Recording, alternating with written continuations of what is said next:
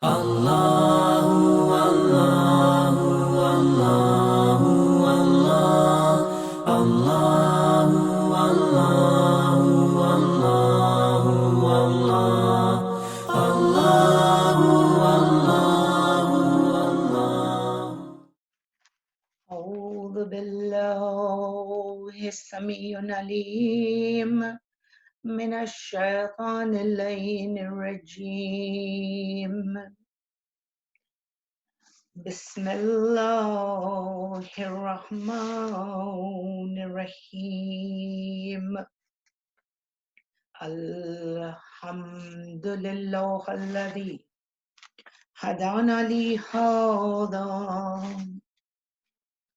وما كنا لنهتدي لولا أن هدانا الله.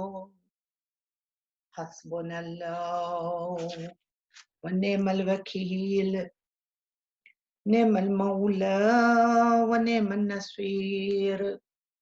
لا حول ولا قوة إلا بالله العلي العظيم. ثم الصلاة والسلام على أشرف الأنبياء والمرسلين، خاتم النبيين، سيدنا ونبينا وشافع ذنوبنا، مولانا ومولى الكونين، إمامنا وإمام القبلتين، جدي الإمام حسن والحسين أبو القاسم محمد. اللهم صل على محمد وآل محمد وعجل فرجهم ولعن عدوهم من الأولين والآخرين اليوم إلى يوم الدين. الحمد لله الذي جعلنا من المتمسكين بولاية أمير المؤمنين والأئمة من بعد 12.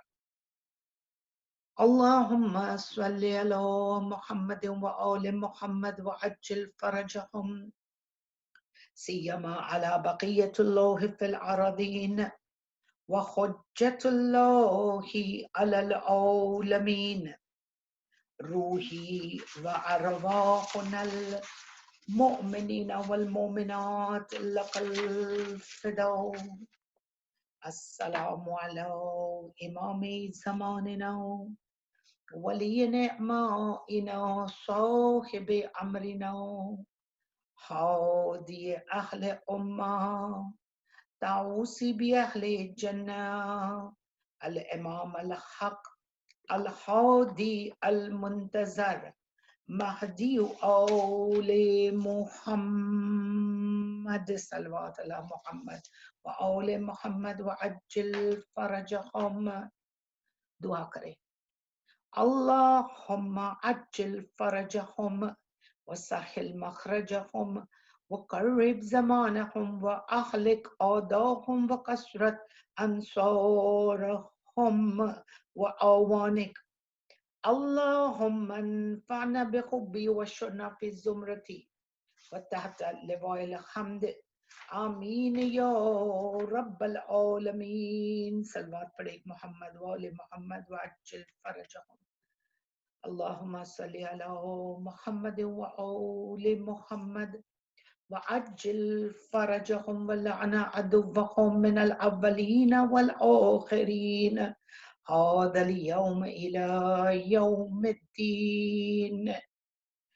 أما بعد، فقد قال الله تبارك وتعالى في قرآن الحكيم وكتاب المبين وفرقانه المجيد وقوله الحق وهو أصدق الصادقين. بسم الله الرحمن الرحيم. لا تنالوا أحدي الظالمين. رب اشرح لي صدري ويسر لي أمري واحلل عقدة من لساني يفقهوا قولي. اما بعد، السلام علیکم ورحمۃ اللہ وبرکاتہ. تمام تعریفیں اس رب کے لیے سزاوار ہے جس نے ہدایت کے سلسلے نورانی مقامات سے شوہائیں ابھرنے والی ان نور مجسم کہ جس کو اللہ نے آل محمد قرار دیا، کہ جن کی روحوں کو خلقت سے پہلے خلق کر کے انہی کے نور کی مدد سے اللہ نے یہ کائنات کو خالق باری نے خلق کیا. یہ تسبیح و تمجید خداوندی کرتے ہوئے دنیا میں آتے ہیں اور ہمارے لیے ہدایت کا سبب بنتے ہیں.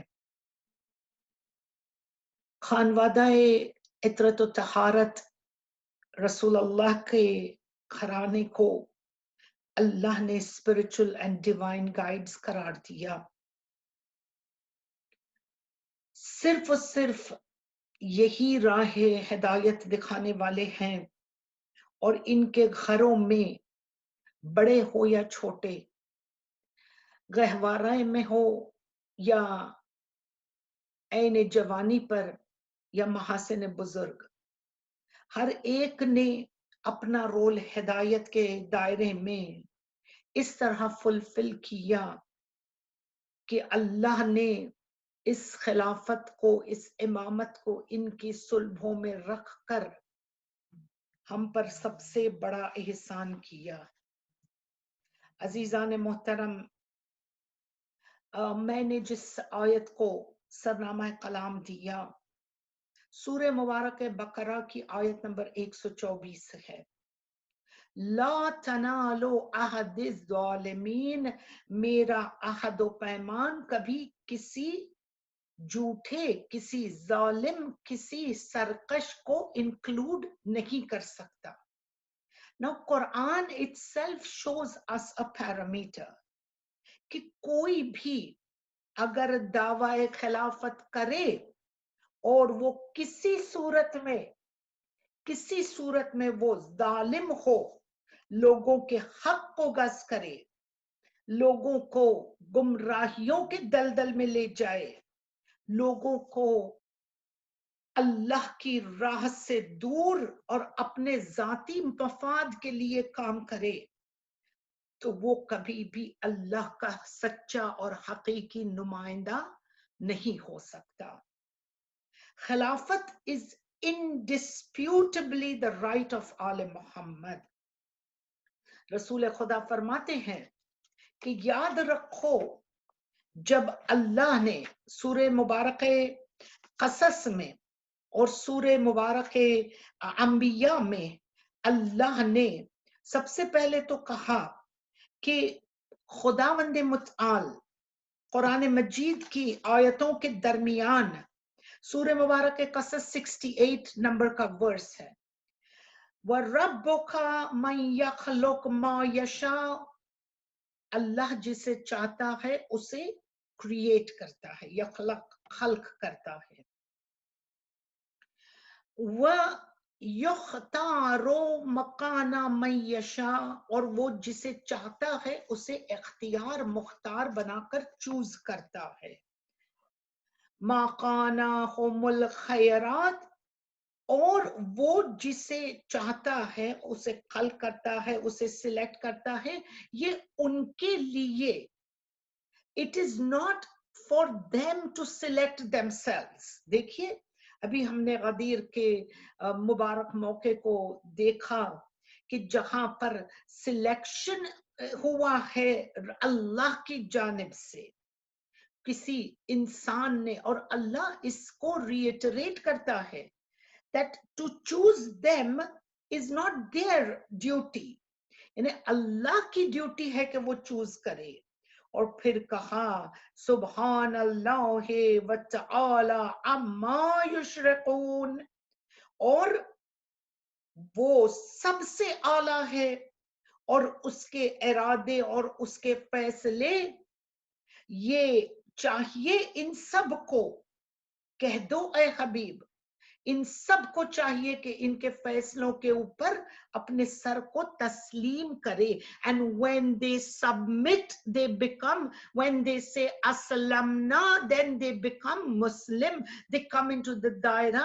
And when they talk about being a mu'min, ya Rasulullah, they have to do your ittiba, اور تمہارے بعد تمہارے جانشین کی اتباع. یہ اللہ نے سورہ قصص کی تفسیر میں، تفسیر عیاشی میں ملتا ہے، کشف الیقین میں ملتا ہے کہ اسی طرح کا طرز اللہ نے سلیکشن آف وسیع کے لیے قرار دیا. اور پھر کیا کہا؟ اور کہا کہ یاد رکھو یہ سب ہدایت یافتہ ہوتے ہیں، یہ سب معصوم ہوتے ہیں، یہ معصوم عن الخطا ہوتے ہیں، خواہ وہ بڑے ہو یا چھوٹے ہو. اور پھر کہا کہ اس کے ریزن کیا ہے بھیجنے کا. دیکھیے for everything to come into existence Allah says nothing is in vain. کوئی چیز میں نے باطل یوں ہی اللہ کا جیسے گویا خاکم بدہن، یہ تو میرے کہنے کی بات ہے، it was Allah's mood so he created Adam, it was Allah's mood. نہیں، اللہ نے چھوٹے سے چھوٹے ذرے اور بڑے سے بڑے آفتاب کو کسی مہم، کسی سمجھداری اور کسی عقل، کسی حکمت کے دائرے میں خلق کی. So why were they sent? The reason for being sent is، تو آئیے کیوں نہ ایک صلوات کا نعرہ کیا جائے اور مدد لی جائے اس کی کہ جس کو امیر کائنات کہتے ہیں، کہ جو شوہر بطول ہے، داماد رسول ہے، امیر عرب ہے، جو لسان کھولتا ہے تو لسان اللہ بنتا ہے، جو آنکھوں کو کھولتا ہے تو عین اللہ ہوتا ہے، جو ہاتھوں کو بلند کرتا ہے تو ید اللہ ہوتا ہے، جس کے چہرے پر اگر نظر ڈالے تو عبادت ہو جاتی ہے، اور جس کے ہاتھوں پر تلوار کا لوہا آتا ہے تو وہ ذوالفقار ہو جاتی ہے، کہ جس ذوالفقار کا بوجھ اور کوئی نہیں اٹھا سکتا، کہ اگر جو شجروں کو دو نیم کرنے والا جو رب عزت ہے، جو ہمیں رزق بانٹنے والا ہے. آئیے اس امام امیر المومنین علی ابن ابی طالب علیہ الصلوات اللہ وسلام علیہ، اللہم صلی علی محمد وآل محمد وعجل فرجہم، اس امام سے پوچھے that why were you sent. اور جب میں یہاں آج حضرت مسلم کے دونوں نونہالوں کا ذکر کرنے کے لیے بلائی گئی ہوں، تو یقیناً جب میں آپ کی خدمت میں مولا کا ذکر رکھ رہی ہوں that why they were sent، آپ اپنے نظر اور ذہن عالی کے اندر لے آئیے کہ حضرت طفلان حضرت مسلم کے دونوں فرزند وہ بھی کیوں بھیجے گئے تھے. So see, Imam gives us a reasoning that why they were sent, big or small. حضرت سکینہ سے لے کے حضرت علی اصغر سے لے کر کے حضرت ام البنین سے لے کر کے حضرت عباس سے لے کر ہر ایک فرد کیوں بھیجا گیا، کیوں ہماری طرف بھیجا گیا as a hadi, as a guide. Yes, Sakina is our guide. Yes, Ali Asghar is our guide. And yes, Imam Ali is our guide. Imam says, اگر ہم نہ ہوتے تو تمہارے بچنے کا کوئی ذریعہ نہ تھا. Guidance is secondary. We were sent to save the people. بچانے کے لیے. اگر ہمارے لیے اللہ نے دو گرہ قدر ہمارے لیے کام چھوڑے. He made two services incumbent upon us. یعنی ہادی پر کیا واجب ہے؟ سب سے پہلے کہ وہ لوگوں کی کو بچائے، گناہوں سے آگاہ کرے، انہیں دلدل سے گرنے سے بچائے اور ان کی گائیڈنس کرے. کہا کہ ہم لوگ تو اللہ کے عرش پر اللہ کی تسبیح و تمجید و تکبیر میں لگے ہوئے تھے. We were not wanting to come to this dunya. We were happy where we were. امام فرماتے ہیں ہم دنیاوی نہیں ہیں، ہم تو اخروی ہے. ہمارا ہر عمل دنیا میں اگر ہوتا ہے تو وہ دور دیشی دیکھ کر قیامت کی باتیں کر رہا ہے. We came to make you rid of your atheism and your polytheism. ہم آئے تاکہ تمہارے دلوں سے بتوں کو نکالے. ہم آئے تاکہ تمہارے وحشی شہوتوں کو اور تمہاری کارنل ڈیزائرز کو نکالنے کے لیے ہم آئیں. ہم تمہیں یخرجونہم من الظلمات علی النور، اور ہم آئے کہ تم، اب تمہیں چاہیے. ناؤ ہی از مخاطب ٹو یو اینڈ می کہ امام showed us why we came, small or big.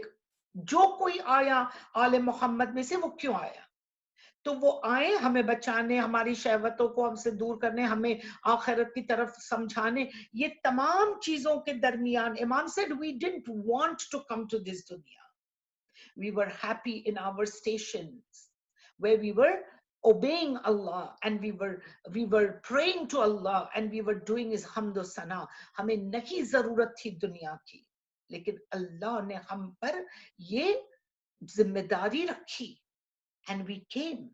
So now for you it is کہ تم اپنے ہاتھ کو ہمارے ہاتھوں میں دے دو اور ہم سے وعدہ کرو کہ تم ہماری ان تمام جو بھی ہم پر ذمہ داریاں رکھی گئی اور جو ہم تمہیں کنوے کرتے ہیں، تم وعدہ کرو کہ تم ان پر عمل کرو گے. Now then he says یہ سب کرنے کے بعد تمہیں کیا ملے گا؟ تاجر ہے نا ہم اور آپ. Whenever we pray the nights of Ramadan, we look at the dua. When I was young, اور ہم لوگ شب قدر کی اور راتوں کی رمضان کی عبادتوں میں بیٹھتے تھے تو ہماری ماں ہم سے کہتی تھی، اللہ ان کے درجات کو جنت میں بلند کرے، وہ ہمیشہ کہتی تھی آج یہ دعا پڑھو، آج یہ 12 رکعت نماز، آج یہ 8 رکعت نماز. تو ہم سب سوچتے تھے کہ یہ اتنا سارا ہم سے ممی کروا رہی ہے، اتنے 40 سال کے گناہ، تب 10 12 15 سال کے کیا ذہن ہو. تو پھر ہم کو کہتے تھے کہ یہ پڑھو وہ پڑھو، تو ہم سوچتے تھے ہمیں ملے گا کیا. تو ہم جب پڑھتے تھے کہ 40 سال کے گناہ معاف ہو جائے بڑے خوش ہوتے تھے. ابھی تو میں 15 کی ہوں، میں تو پوزیٹیو میں چل رہی ہوں، میرا تو آلریڈی خزانہ مائی میٹر از ٹکنگ. تو ہم تاجر ہیں نا اپنی بزنس میں، ہم تاجر ہیں اپنے ثواب اور اپنے اعمال اور اپنے نماز. ملے گا کیا مجھے، ملے گا کیا؟ خیر امام فرماتے ہیں when you give your hand in our hands in bayat, in allegiance, in loyalty، وفاداری، اور تم ہم سے ایک ہونے کی ہمارے وعدے کرو، ہم سے متمسک ہونے کے، تو پھر ہم تمہیں دلدل میں the oceans, the tumultuous oceans، کہا کہ جیسے تم دریا میں چلے جاؤ اور بڑا طوفان آ جائے اور تمہاری کشتی لہرانے لگے اور ڈوبنے کا امکان ہو، تو کہا کہ ایسے ڈوبنے والی زندگی کی کشتی میں اگر تمہیں کوئی کنارے لے جا سکتا ہے تو وہ ہم آل محمد ہیں. And this is the reason why we were sent. اور پھر امام فرماتے ہیں یاد رکھو اگر ہم نہ ہوتے، اگر ہم نہ ہوتے تو تمہیں صبر، تحمل، تمہیں عبادت، تمہیں قربانی، تمہیں مصیبت میں شکر کرنا، سجدہ خداوندی بجا لانا کون سکھاتا؟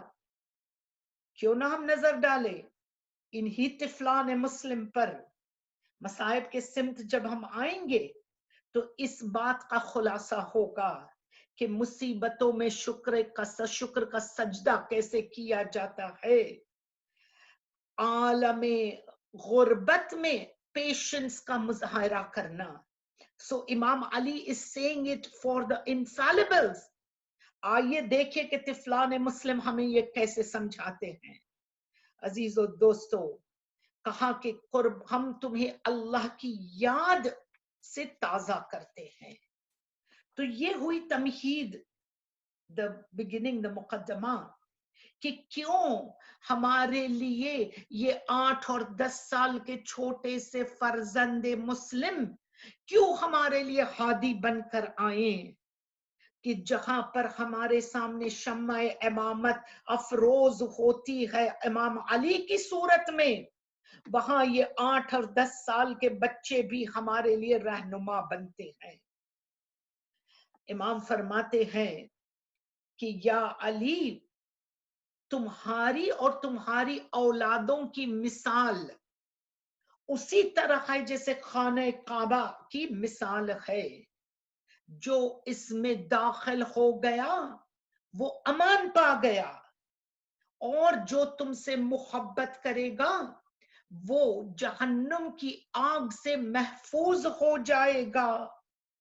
یا علی، جیسے کہ تمہاری محبت ہم پر واجب کر گیا اللہ، اور بتا گیا کہ ہم ہی باب حتہ ہے، نحنو باب الحتہ وہو باب السلام، ہم اہل بیت باب حتہ ہے، باب السلام ہے۔ whoever enters the ومن دخلہ نجایا، جو اس میں داخل ہوا وہ نجات پا گیا، ومن تخلف عنہ ہوا، اور اگر جس نے اس باب حتہ کو ڈینائی کیا تو پھر وہ ایک سیویئر عذاب، ایک ایسے عذاب میں مبتلا ہوگا کہ جس عذاب کا کوئی اللہ کی طرف سے رسپائٹ نہیں ہوگی۔ اور اللہ فرما رہا ہے کہ یاد رکھو جب تمہیں کوئی ایسے نظر آئے کہ جو تمہیں دروازہ پیس اور امن تک لے جائے، تو چاہیے تمہیں کہ تم اسی دروازے سے داخل ہو جاؤ۔ جیسے کہ میں نے اس مجلس کی ٹاپک کو آپ کی خدمت میں پیش کرنے کا یہ جو قصد و نیت کی، تو this is a result of the trip to Arba'in in 2017 and much before that many other trips، جس میں ایک مرتبہ ہمیں عالم کوفہ جلیل القدر ایک سید ملے تھے جنہوں نے ہمیں بیٹھ کر when we go to Kufa, عزیز و دوستو، انشاءاللہ اللہ کرے کہ یہ زمانہ وبا ختم ہو اور ہمارے لیے کربلا، نجف، کوفہ، غازمین، سامرہ، مشہد، قم کے راستے ہموار ہو جائے اور ہم دوبارہ اس سرزمین پر جا کر سجدے کرے کہ جہاں پر ہر نبی کو وہاں پر جا کر جب تک کہ اس نے نماز نہیں پڑھی اسے نبوت نہیں ملی۔ تو کوفے میں ہم جب جاتے ہیں تو اگر آپ مفاتیح الجنان کھول کر دیکھیں تو ہر ایک جو آداب زیارت کا باب ہے اس میں یہ ملتا ہے کہ جب ہم کربلا جاتے ہیں تو ہم داخل ہو جائے سٹی میں، ہم حرم کی طرف بڑھیں، دروازہ حرم پر کھڑے ہو کر ہم اذن دخول مانگے، درست؟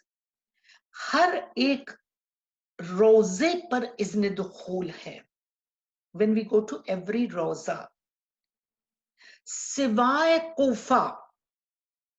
کوفہ وہ بستی کا نام ہے کہ جس کے شہر میں بھی جانے کے لیے تمہیں اجازت کی ضرورت ہے۔ So mostly upon our insistence the tour operators جو ہمیں لے جاتے ہیں، آپ ان سے کہیے کہ جب شہر کوفہ آئے تو سرحد Kufa it is 11 kilometers from Najaf, سرحد کوفہ پر کھڑے ہو جائیں اور وہاں پر اذن دخول لیں۔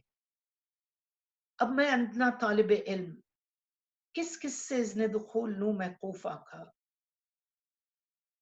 کیا کروں کہ فضائل میں بھی کوفہ کے مصائب ہیں، جس میں علی کی بیٹی دربدر پھری ہو، کیوں کر کے اس کا نام لینے کے ساتھ آپ کی اشک جاری نہ ہو جائے۔ کس سے اجازت لوں کہ اے شہر کوفہ تیری اجازت ہو تو میں داخل ہو جاؤں؟ حضرت زینب کی اجازت لوں یا علی مرتضی کی اجازت لوں یا غریب مسلم یا ہانی؟ کس کی اجازت لوں؟ یا زمانے کے امام کی کہ مولا جب آپ آئیں گے تو یہ آپ کی سیٹ آف گورنمنٹ ہوگی، یہاں سے آپ فیصلے کرو گے حق کے اور ظالموں کو اپنی مقام تک پہنچاؤ گے۔ لو عزیزو، شہر کوفہ وہ شہر ہے کہ جس کی اجازت لیے بغیر آپ دخول نہیں کر سکتے. آئیے یہ کوفہ بنا تو کیسے بنا؟ عراق کی ایک میڈیویل سٹی ہے. یہ ادب و تہذیب، کلچر اور لرننگ کی ایک درسگاہ تھی. عرب کلچر یہاں سے نمایاں ہوا. یہ سٹی 17 ہجرہ میں خلیفہ دوم عمر ابن خطاب نے اس کو ایک فوجی چھاونی بنائی تھی. فوجی چھاونی اسٹریٹیجک ہے اس کا لوکیشن. جو فرات مین ندی جو بہتی ہے اس کے سیورل ٹریبیوٹریز نکلتی ہے. ہندیہ ایک ٹریبیوٹری ہے کہ جس سے فرات کی ایک ٹریبیوٹری نکلتی ہے. یہ city of Kufa and very close to it Musayyib, یہ ہندیہ ایریا کی ندی کی ایریا میں یہ چھاونی بنائی گئی. ظاہر ہے کہ فوج کو پانی کی ضرورت ہوتی اور جہاں پانی ہوتا ہے وہاں پر سبزہ وغیرہ اگنا، ریور بینکس پہ تو سبزہ اگ رہا تھا، پھل اور پھول اگ رہے تھے. تو فوجی چھاونی کے کھانے پینے اور ان کے آرام و آسائش کا سبب بنے. تو یہ کوفہ کی سٹی کو یہاں پر اسٹیبلش کیا گیا. اب جو لشکر کے اندر جو چھاونی تھی، فوجی چھاونی تھی، لشکر کے اندر کون کون تھا؟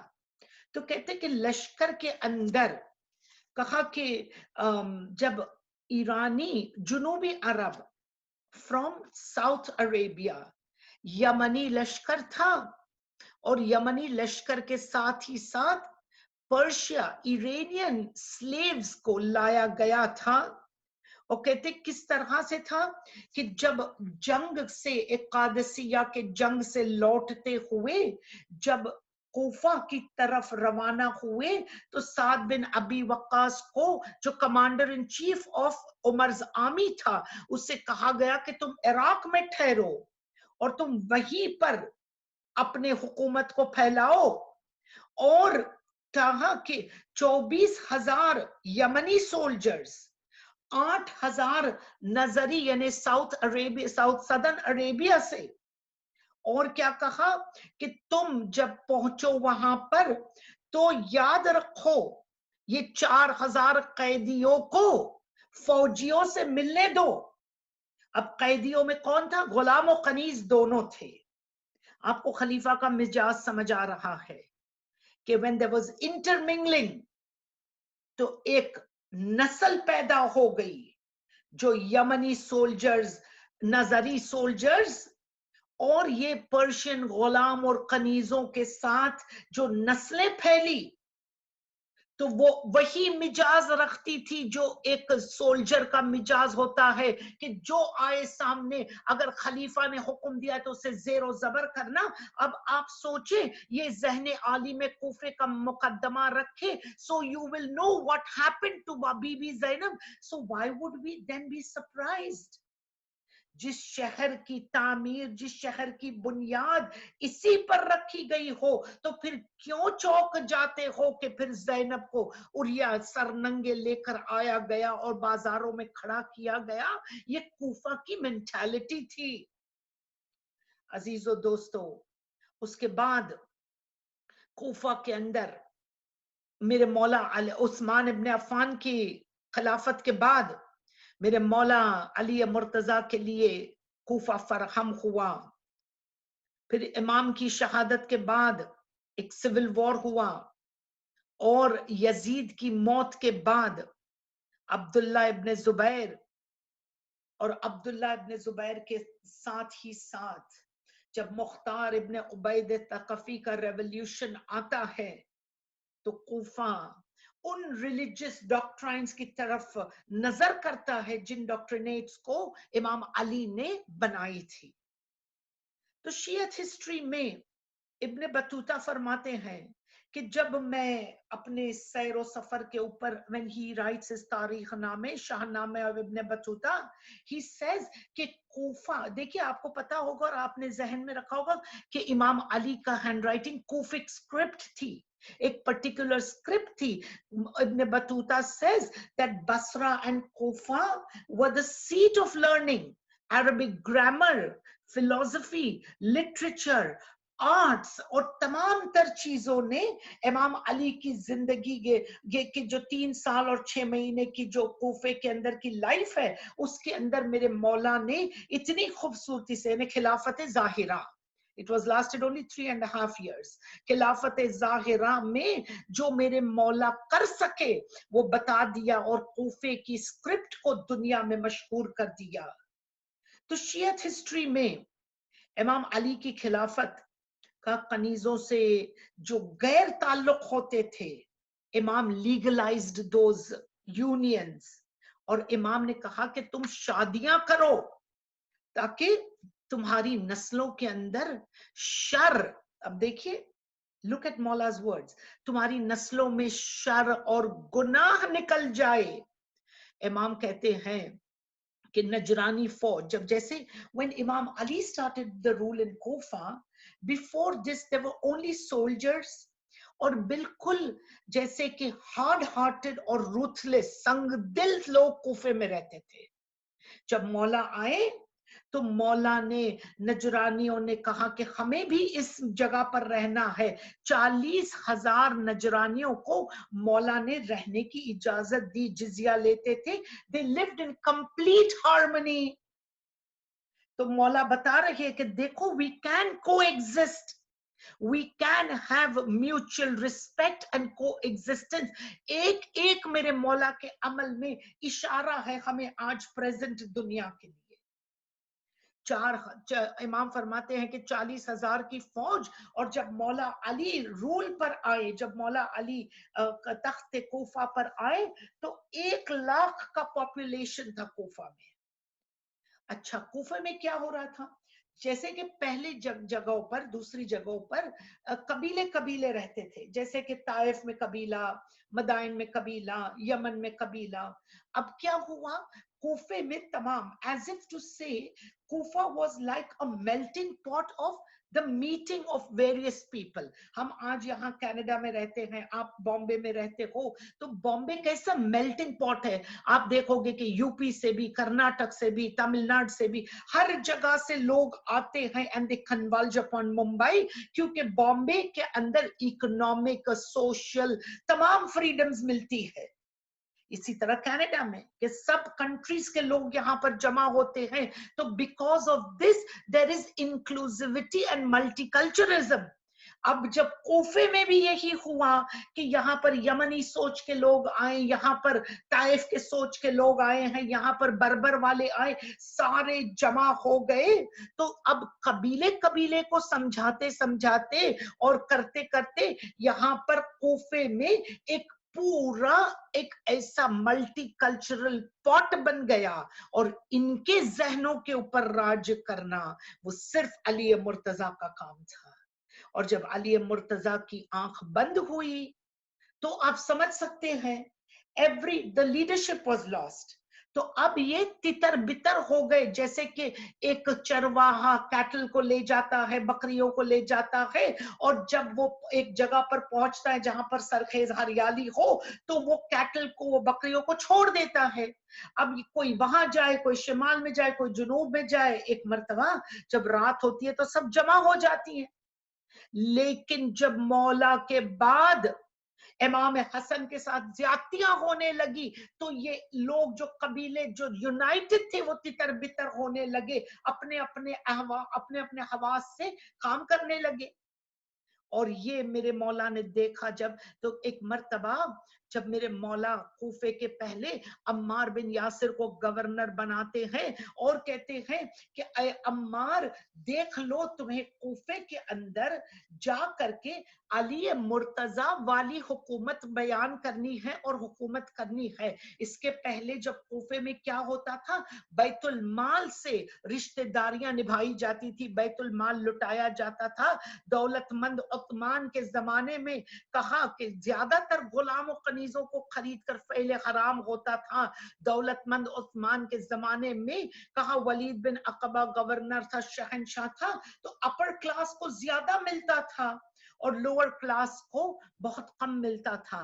مولا نے کہا Ammar when you go you have to show the governance of امام علی, تم جاؤ گے. اب دیکھو کہ ایک مرتبہ میرے مولا کہتے ہیں کہ رول آف اسلام ہوگا کوفے میں, اور یہی تو چیز تھا جو سب کے گلے میں اٹک رہی تھی. علی نے مہاجر انصار تمام ٹرائبلز کو سب کو ساتھ لے لیا ایک مرتبہ. اسی وجہ سے کہ جب رسول خدا نے توحید کا پیغام لایا تو وہ توحید کے پیغام کو صرف علی اور اولاد علی نے باہر گائیڈ کر کے نکالا. کہتے ہیں کہ جب کوفے کے اندر پہنچے ہیں نا تو the tribals were opposed. دیکھیے زبان پر امام علی کو اور امام حسن کو بار بار, امام حسین کو, یہ تینوں معصوموں کو کوفے سے بڑے دغے ملے. انفیکٹ میرے مولا حسین کو ایک خط میں یہ لکھا گیا کہ امام حسن کو ایک خط میں لکھا گیا کہ مولا مجتبی اس کا کیا کیا جائے کہ ان کے دل آپ کے ساتھ ہے لیکن ان کی زبانیں اور ان کے کھانے اور ان کے شکم معاویہ کے ساتھ ہے. آئیے شیعت ہسٹری میں کوفہ و مسیب کس رول کو پلے کر رہے ہیں, اور یہیں سے کربلا کا آغاز ہو رہا ہے. The setting of کربلا, در حقیقت کربلا سقیفہ میں بنی تھی, اور سقیفہ سے گزرتے گزرتے مدینے سے چلتے چلتے مکے پہ آ کر رکی, اور مکے سے جب وہاں پر پہنچے ہیں تو امام حسین سے یہی کہا گیا تھا نا.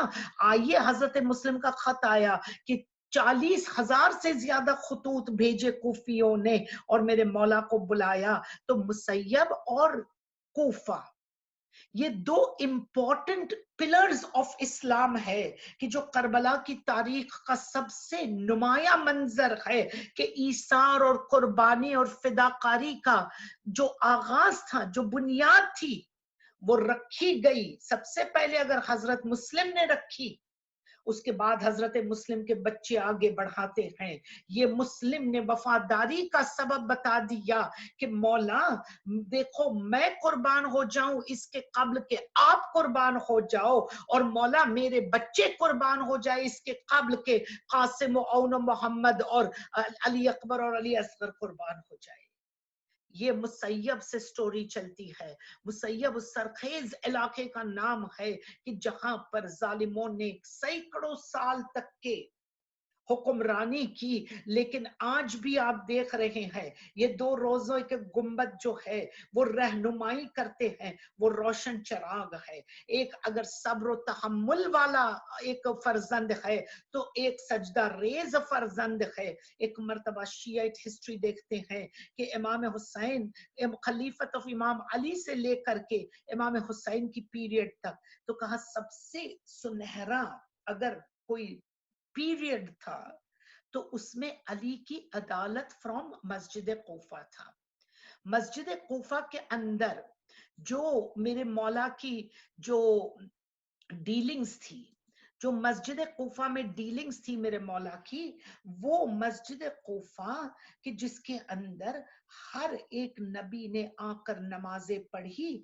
کہا کہ کوفے کے ریزیڈنٹس کو یہ پتا چل گیا, یہ پتا چل گیا کہ نارملی میرے علی کا مجاز ہی عدالت والا ہے. لو عزیزو, جیسے کہ کوفہ بن گیا 3 گروپس میں, یعنی مولا کے زمانے میں جب کوفہ کی حکومت تعمیر ہوئی تو امام انہیریٹڈ empty بیت المال ان کوفہ. جب امام آتے ہیں شیعیت ہسٹری کے اندر یہ ملتا ہے کہ جب امام علی آئے ہیں کوفے کی حکمرانی کرنے تو امام نے ایک بیت المال کو خالی پایا. کیوں کہ ولید بن عقبہ جیسا گورنر تھا جو عثمان بن عفان نے سلیکٹ کیا تھا, اس نے بھی رشتہ داریوں کو اور آپسی ریلیشنز کو بہت ترجیح دی تھی, اور اسی وجہ سے بیت المال کے اندر جیسے ڈسٹریبیوشن آف ویلتھ تھا, so there was a rich class and there was a poor class. اور جب امام علی آئے تو ریلیجس اور ریچولز کے اوپر یعنی جو فیتھفل لوگ تھے کوفے کے جو دو گروہ میں بٹ گئے تھے وہ فیتھفل لوگ جب ریلیجس ڈیوٹیز بجا لاتے تھے تو ان کو موقری بنایا، ان کا مذاق اڑایا جاتا تھا، ان کو ریڈیکیول کیا جاتا تھا.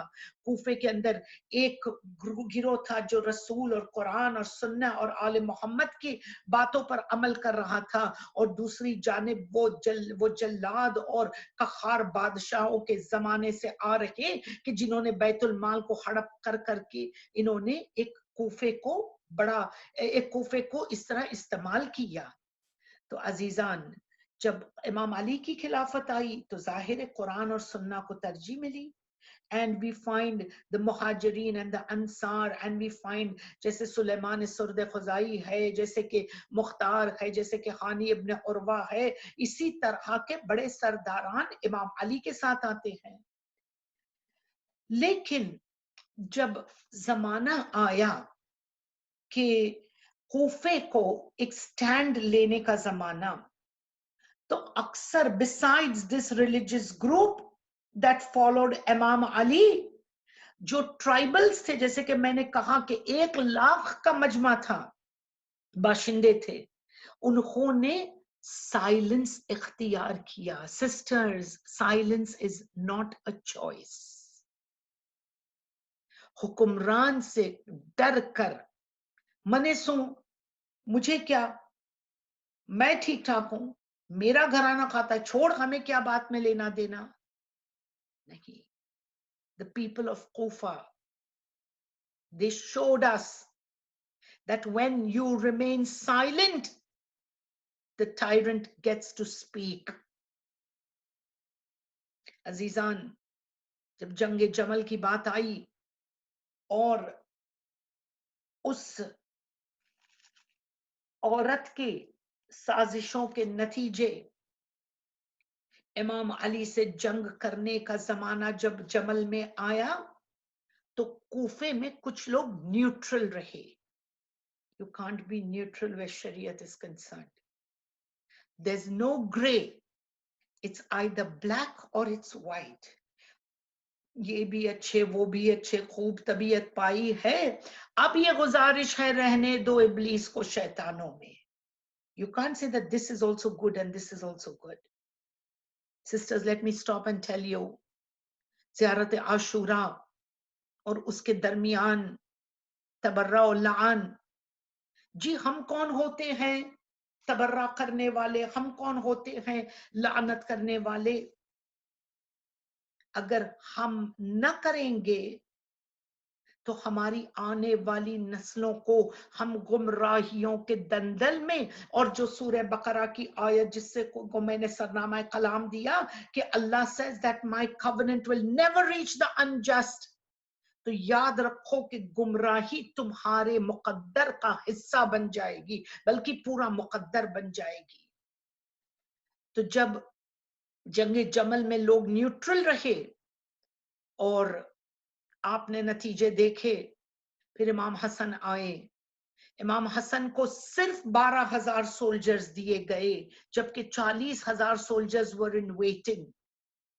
پھر امام حسن کے کوفے کی زمانوں میں ایک خوارج کا ایک طبقہ اٹھا.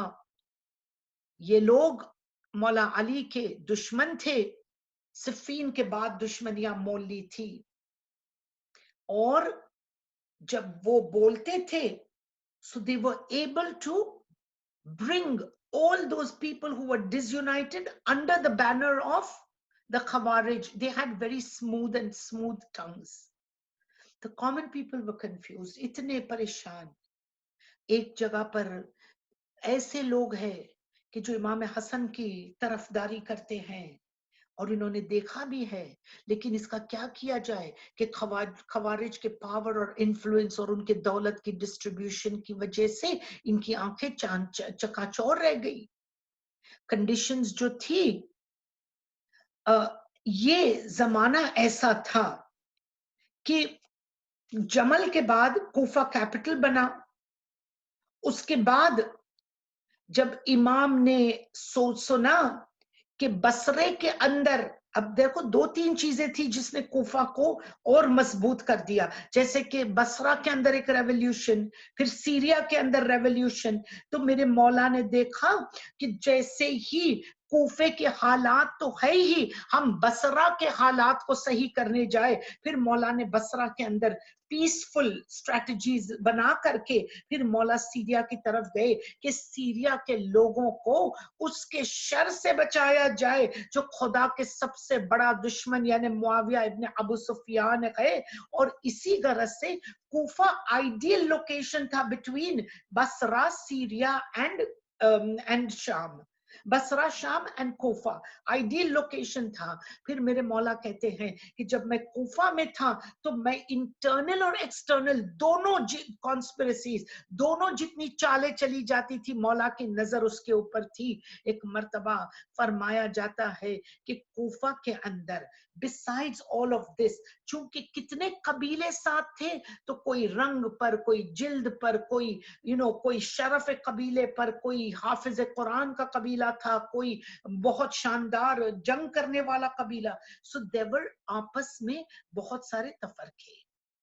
And because of this unity Kufa ایک شر، ایک جن کے اوپر ایک دوسرے پر نہ بھروسہ تھا، کوفہ became یعنی کہے کوفہ میں ہر دھوکہ جو تھا وہ کوفے میں پلان ہوتا تھا، ہر شر جو تھا وہ کوفے میں plan. Why? Because there were several tribes that were working together. بار بار میرا یہ ریٹریٹ کرنا کہ یہ several tribes مل کر کے جو ابن زیاد کے لشکر کے ساتھ جمع ہو جاتی ہیں اور حضرت زینب اور حضرت ام کلثوم پر جو زیادتیاں ہوتی ہیں امام سجاد پر، یہ نتیجہ تھا کہ کتنے دماغ ساتھ میں چل رہے تھے. اور ہر ایک کے دل میں بغض تھا غدیر کا، ہر ایک کے دل میں بغض تھا کہ کیوں رسول کو کتاب ملی. ہر ایک کے دل میں، ہر قبیلہ، یوں تو چہرے پر مسکراہٹ تھی، یہ قرآن نے اس کو منافقین کہا. تو منافقین جمع ہو گئے تھے کوفہ میں، لب پہ علی تھا لیکن دل میں چھرا تھا. تو پھر ہر جو سازش تھی وہ کوفے میں بنی. کوفہ سرے سازش، it became the centrifugal force.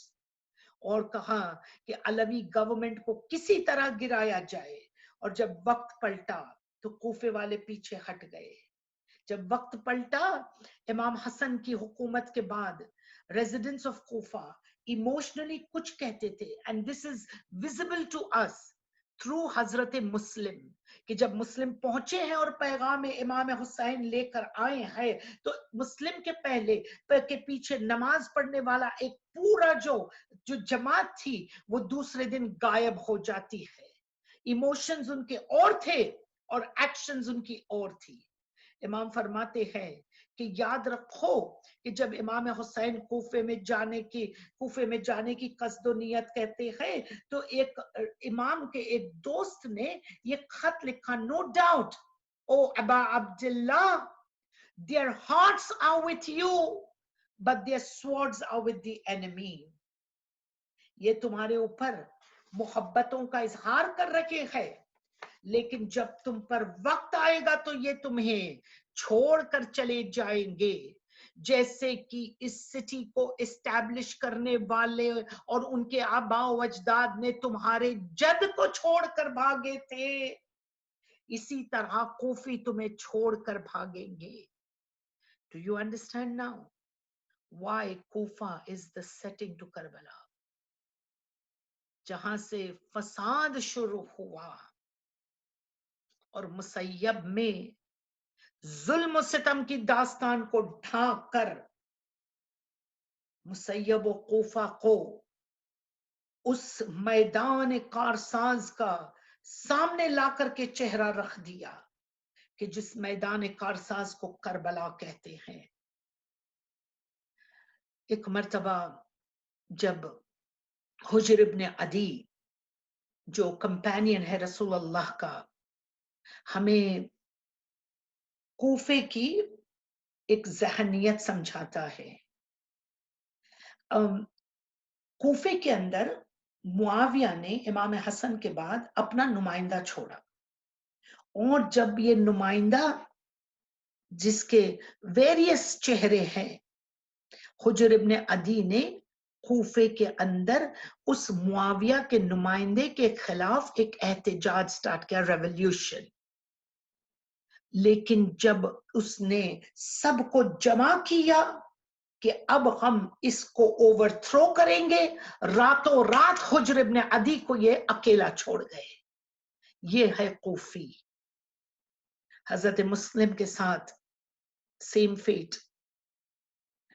اور ریگریٹفلی جب امام حسن کی جو صلح نامہ ہے اس کو جب تاریخ بیان کرتی ہے تو دے لیو آؤٹ کنوینئنٹلی یہ کوفہ کے شر کو. لیکن ہماری ڈیوٹی ہے، اور اسی لیے آج فرزندان مسلم کی خدمت میں اور حضرت مسلم کی خدمت میں ایک ادنا سا یہ اٹیمپٹ ہے کہ کوفہ کے ذہن سے آپ کو آشنا کیا جائے کہ کیوں امام حسین کے ساتھ جو ہوا سو ہوا. There is no doubt کہ کوفہ میں بہت شیعہ تھے، چاہنے والے تھے، جنہوں نے علی کے اوپر بیعت کی تھی، علی کے ہاتھوں پر، جنہوں نے امام حسن کے ہاتھوں پر بیعت کی تھی. اینڈ امام حسن نے ایک بات کہہ دی جو امام حسین کے لیے اور کوفہ کے لیے مقدمہ بنی. What does امام حسن سے کہتے ہیں کہ تم نے مجھے اپنا خلیفہ اور اپنا امام صرف اس وقت تک چنا ہے جب تک کہ تمہارے مفاد پورے ہو. جہاں تمہارے ارادوں کے پورے ہونے میں کوئی شش و پنج نظر آئے گا, there will be if your interest is endangered, تم ہمیں چھوڑ کر چلے جاؤ گے. تم کوئی ذمہ داری اٹھانے کے لیے تیار نہیں ہو. لیکن صرف ایک ہینڈ فل آف شیعہ تھے کہ جو ذمہ داری اٹھانے بھی تیار تھے اور آخری دم تک کے امام کے سے وفادار رہے.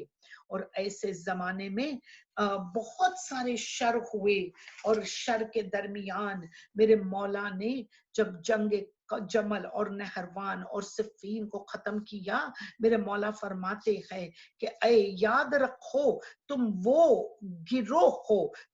گروہ ہو جیسے کہ دعائے ندبہ میں پڑھا جاتا ہے. ہم دعائے ندبہ میں کہتے ہیں نا کہ مارقین اور ناقصین, اور وہ کہ جن کے دل شر سے بھرے ہوئے تھے. ایک مرتبہ امام فرماتے ہیں کہ یہ شر مجھے نظر آ گیا جب امام حسین کا سفیر کہتے ہیں کہ امام کے سفیر کو اس طرح سے اگنور کیا گیا. امام نے کہا کہ خوارج نے میرے مولا کو اس طرح سے مولا مسلم کی جان کی طرف پیاسے ہو گئے. سچویشن ایسی تھی کہ جب صفین اور نہروان والے یہ کہتے ہیں کہ ہمیں علی سے دشمنی نکالنی ہے, کیوں علی نے ہمارے طرف اس طرح حق کا ساتھ نبھا کر علی نے ہمارا ساتھ نہیں دیا. لو عزیزو, ایک مرتبہ حضرت مسلم شہید ہو جاتے ہیں. آپ نے دیکھا کہ لاش سرے بازار رکھی اور حضرت مسلم کے لیے دار پر لاش کا پڑا رہنا لوگوں کے لیے دلیل. ابن زیاد یہ اعلان کرتا ہے کہ دیکھو ہم سے بغاوت کا نتیجہ کیا ہوا. ایک مرتبہ حضرت مسلم کے دونوں چھوٹے چھوٹے فرزند ہے, ایک کا نام بتایا جاتا ہے محمد ہے, ایک کا نام بتایا جاتا ہے ابراہیم ہے. لو عزیزو, کون ہے یہ دو چھوٹے چھوٹے نونہال؟ کون ہے یہ؟ کہتے ہیں کہ 12 ذی الحجہ تھی اور 60 ہجرہ تھی. امام حضرت مسلم کی شہادت 9 کو ختم ہوئی. 3 دن کے بعد ایک داروغہ نے دیکھا کہ چھوٹے چھوٹے بچے ہیں, جا کر کے ابن زیاد کے محل میں دونوں بچوں کو کھڑا کیا. ایک مرتبہ بچوں کو قید خانے میں رکھا گیا جیسے کہ نہار لاتا تھا جب بریکفاسٹ یا نے نہار بریکفاسٹ ہوتا ہے نہار لاتا تھا تو دیکھتا تھا بچے سجدے میں گئے، جب شام لاتا تھا دیکھتا تھا بچے سجدے میں گئے۔ ہائے ہدایت یافتہ آل محمد کے چراغ، اگر یہ چھوٹے ہو تب بھی ہدایت دیتے ہیں، جب بڑے ہو تب بھی ہدایت دیتے ہیں۔ حضرت مسلم کے فرزندوں نے مصیبت میں صبر کی ہدایت دی۔ لو عزیزو، ایک مرتبہ جیسے ہی اس ملعون کو پتا چلا کہ یہ مسلم ابن عقیل کے فرزند ہے، پتہ نہیں اس کے دل میں کیا لرزش آ گئی، شاید حضرت زہرا کی آواز اس کے دل میں گونجی ہوگی۔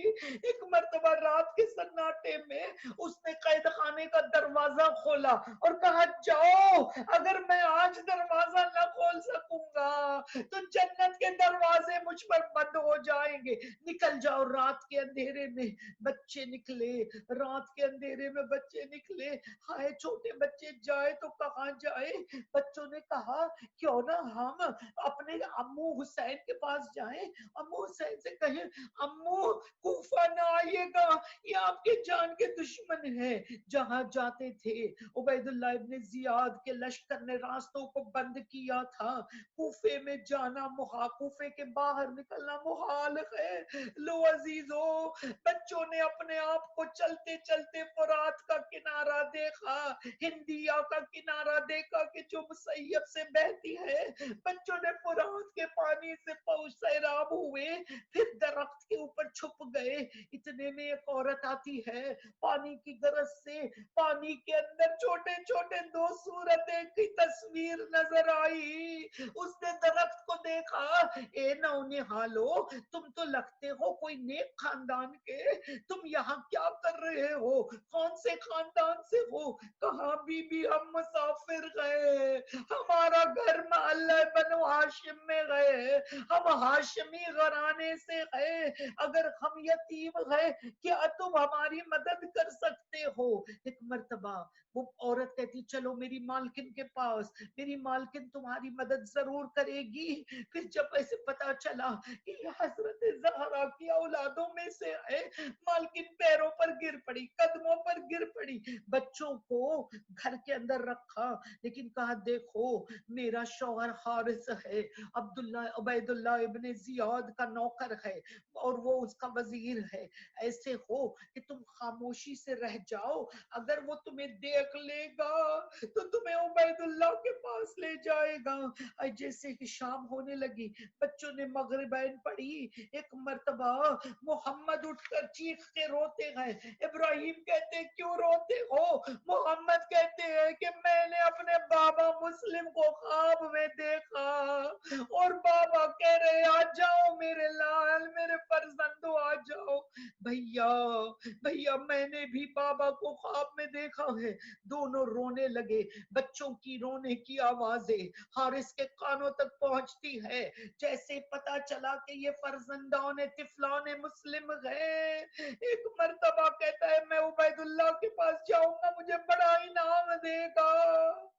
ہاں پوری رات بچوں کو ایک ایسے کھمبے سے باندھا، رسی کی کسنے سے کچھ یاد آیا، ایک بھائی کو کھمبے پر رسیوں سے دو بھائیوں کو باندھا، ان کی بہن کو اونٹ کی پشت پر سکینہ کو باندھا۔ ہائے عزادارو، ایک مرتبہ حارث نے کھینچتا ہوا کچھ میں نے کہہ دیا، آپ نے سن لیا۔ اس گھرانے میں بچے جب قیدی ہوتے ہیں تو انہیں کھینچتے ہیں۔ اگر آپ کی خدمت میں آپ ہمیشہ آپ فتاوے سنتے ہیں نا، آپ خمس و زکوٰۃ کا آپ نے لیکچر سنا، ایک مرتبہ زکوٰۃ کا ایک بڑا رول ہے، یہ سمجھ لیجئے، جب آپ زکوٰۃ کے جانور کو لے جاتے ہو کہ آپ زکوٰۃ کے جانور کو آپ کے حاکم کی طرف لے جائے تو آپ کو حکم یہ ہے کہ جانور کو رسی سے کھینچنا نہیں۔ تو جس شریعت میں جانور کو رسی سے کھینچنا زکوٰۃ کے جانور کو اجازت نہیں ہے، اس شریعت میں شریعت لانے والے کے دل کے کلیجے کے ٹکڑوں کو کھینچ کھینچ کر لے جایا گیا۔ یا تو یہ کوفہ میں حارث ملعون نے محمد و ابراہیم کو کھینچا، یا شمر ملعون نے درباروں اور بازاروں میں امام باقر کے گلے کو کھینچا، یا پھر سیدانیوں کی اونٹوں کی معیار کو بازاروں میں کھینچا۔ لو عزیزو، ایک مرتبہ بچے کہتے ہیں حارث تو ہمیں دربار میں لے جائے گا؟ کہا حارث کیا تو ہمیں مار دے گا؟ کہا میں تمہیں ماروں گا، تمہارے سروں کو لے جا کر میں عبید اللہ ابن زیاد کو بتاؤں گا۔ حارث تجھ سے ایک التجا ہے، ہم اپنی فجر کی نماز پڑھ لے۔ لو عزیزو، دونوں بچوں نے ہمیں موت کے سامنے نماز کے پیغام کو پہنچا کر دونوں بچوں نے ہدایت کے راستوں پر ایک سیل لگا دی اور بتا دی ہمیں کہ ہمارے یہاں بڑے ہو یا چھوٹے، ہم ہدایت کے منصب پر مسلک پر منصوب ہے۔ لو عزیزو، دونوں بچوں نے فجر کی نماز پڑھی، ہاتھوں کو بلند کیا، انا للہ و انا الیہ راجعون۔ ایک مرتبہ ایک کے سر پر تلوار چلنے لگی، ایک تلوار جب چلنے لگی، لو عزیزو ایک مرتبہ جیسے تلوار چلی ہے نا تو ہائے آواز آنے لگی، ایک بھائی کہتا ہے کہ مجھے مار دے پہلے، میں اپنے بھائی کو مرتا نہیں دیکھ سکتا۔ ایک بار ایک بھائی کا لاشا جیسے دریا پر تیرتا رہا، ارے دوسرے بھائی کا لاشا جب پہنچا ہے نا، دونوں بھائی بغل گیر ہو گئے اور مدینے کا رخ کیا۔ اماں یاد رکھنا، ہم نے حسین کی راہ میں قربانی دے دی، اماں تو صبر کرنا۔ ارے دریائے فرات میں تہلکا مچ گیا، پانی تلا تم میں تھا، اولاد مسلم شہید ہو گئی۔